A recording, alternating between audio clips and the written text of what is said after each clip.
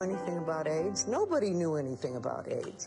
But I remember one day somebody called me up and said, Louise, could you start a group for people with AIDS? And I said, well, I don't know, I don't know. I said, all right, well, let's meet. So we got together one night. There were 6 men in my living room. We sat down and I said, I don't know what we're going to do because nobody knows anything about this disease, but we're going to do what I've always done. We're going to work on dissolving resentment. We're going to work on forgiveness. We're going to work on loving ourselves. And we are not going to play Ain't It Awful. We are not going to sit here and talk about how awful it is. I said, we're going to take a positive approach, and anybody who learns anything positive about this disease, we're going to come and share it. If you have anything that's working for you, we're going to share it. And I talked about my ideas, and then we sang a song and did a little meditation at the end, and then went home. And the next day, one of the men called me and said, Louise, it's the first time I've slept in 3 weeks. The next week, we had 25 people.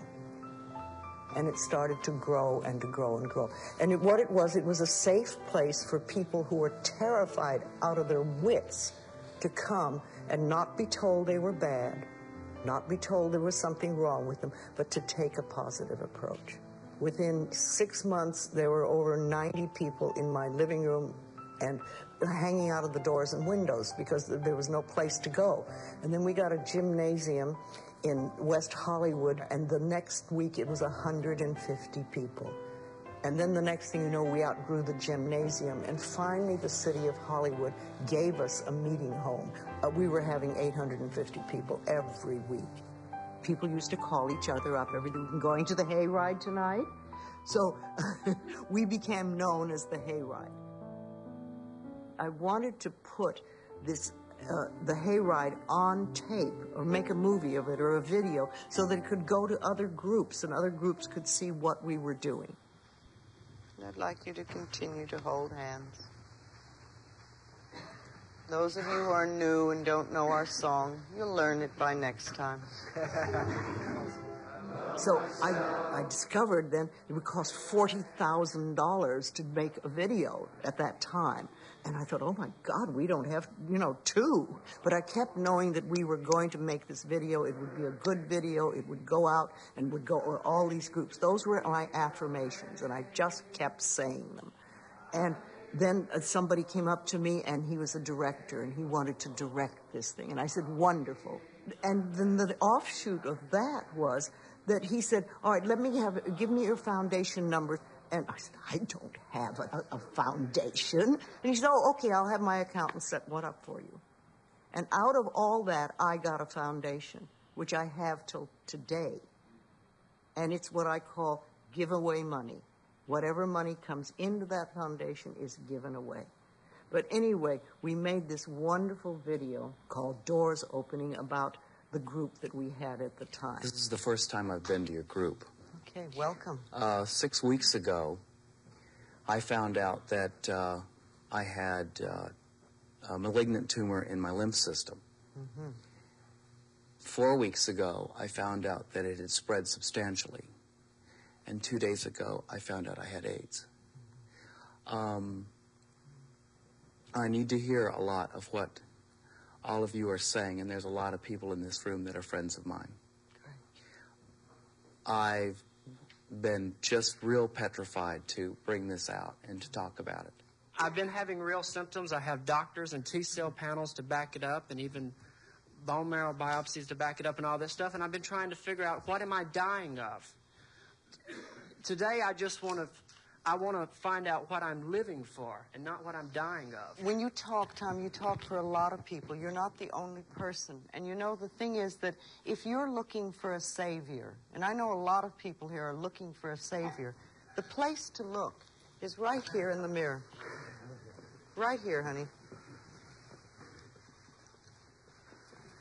This is the savior that you're looking for. No. What do you want to say to him? One of the things that I would love to do in this world, if I could, was to see that everybody was fed and clothed and housed and loved and had fulfilling work and fulfilling creativity. I think that would be wonderful. But it's not that easy to do the whole world. However, if I can do one individual at a time, when you have made your changes, you will automatically change people around you because of the person that you are. You will teach by example. I don't heal anybody. That's not what I do. I just provide a space where we can uncover how absolutely wonderful we are. And many people find that they are able to heal themselves. And this is very heartwarming to all of us. I was on the Phil Donahue show and the Oprah show. And they both came out in the same week. And on that week, the Hay House went bananas. I mean, the phones were ringing unbelievably, and I wound up, my book, You Can Heal Your Life, wound up on the bestseller list for 13 weeks. And it's never been the same since. Life just exploded this out. And the rest is history. Louise is the pioneer.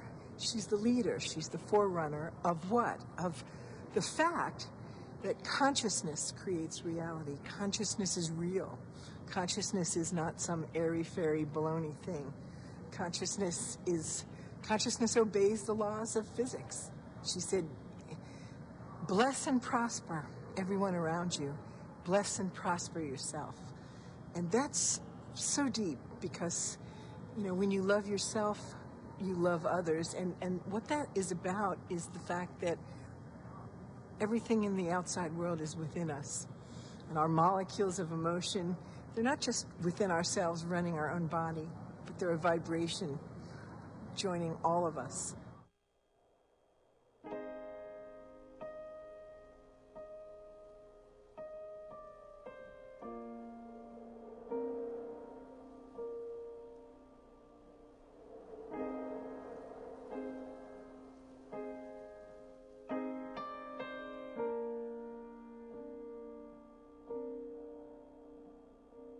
I'm willing to forgive.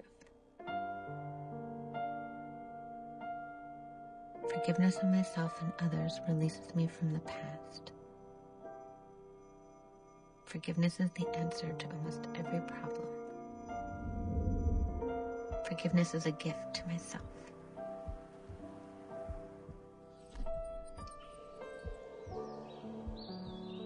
I forgive, and I set myself free.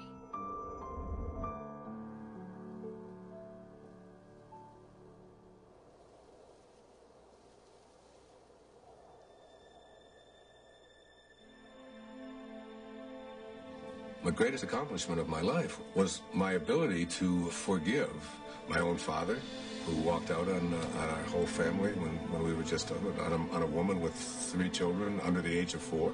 I very often meditate and pray to him and thank him for coming into the world and teaching me the most important lesson I had to learn on this planet, which was how to forgive. Mark Twain had a wonderful quote. He said, "Forgiveness is the fragrance that the violet sheds on the heel that has crushed it." And I have an image of that. What I call organic forgiveness is a very great, useful thing. And that is when a person organically has an experience of forgiveness after claiming responsibility for all of their feelings.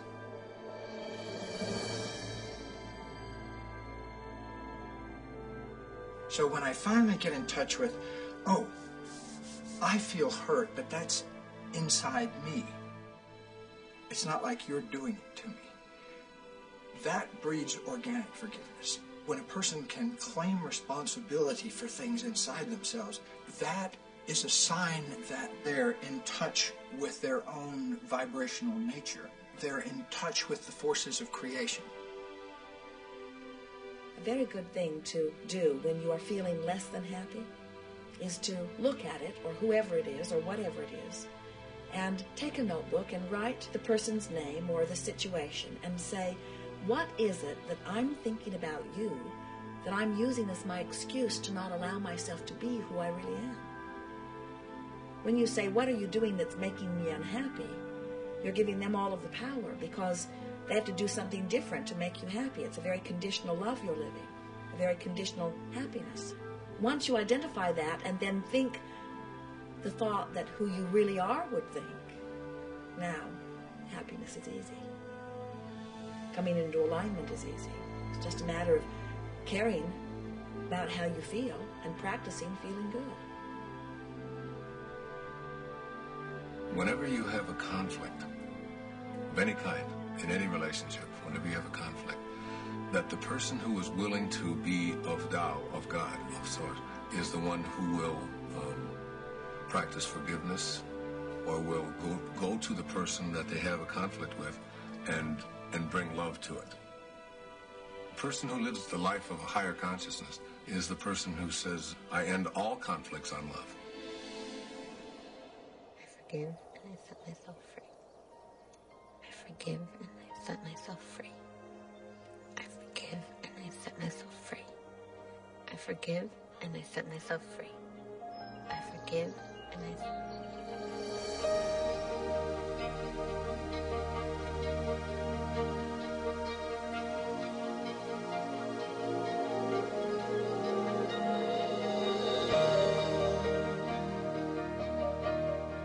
Early days when I worked with people, I used to fix this problem and fix that problem, and you'd have this health thing, and we'd work on that, and we'd work on this. And one day I discovered, much to my amazement, that if I would help people learn to love themselves, to really accept themselves as they are, we didn't have to work around problems, because it was almost like a miracle. Everything seemed to fall away. All the stuff that was in the way and all the stuff that wasn't working. I've got this book by Louise Hay. I start reading the book, and her whole emphasis was not on dealing with the disease so much, but dealing with yourself and dealing with, do you love yourself? And I, went through all the little exercises that she had. I'm doing the daily affirmations, and what I realized that at 43 years old, I had never learned how to love myself. I remember lots of times I would ask people, well, what is really wrong with you? What have you done that is so terrible that you're not acceptable to yourself? And I never, ever, ever got an answer that made any sense. They might say something like, well, I'm too fat. Well, so, I was very self-critical. I think women go through this whole thing where, it doesn't matter how other people tell you you look. It matters how you feel you look when you look in the mirror. And I used to look at myself in the mirror and I would see my flaws. I would see the things about myself that I wanted to change.